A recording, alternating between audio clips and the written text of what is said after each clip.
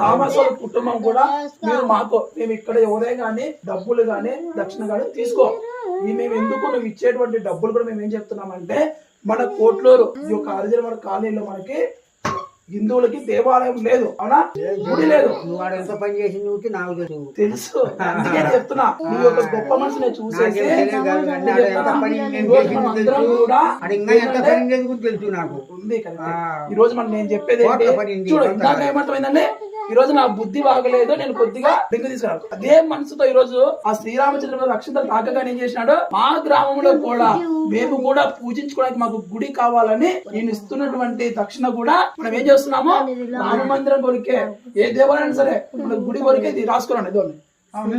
మీద పెట్టుకోండి. అయ్యో స్థానికులు ఎవరైనా మంచి స్థానిక ప్రసాద్ గారు చూడండి, స్థానికులకి అనమాట. మేమేమి డబ్బులు కూడా తీసుకోలేదు, ఇక అందరం కలిసి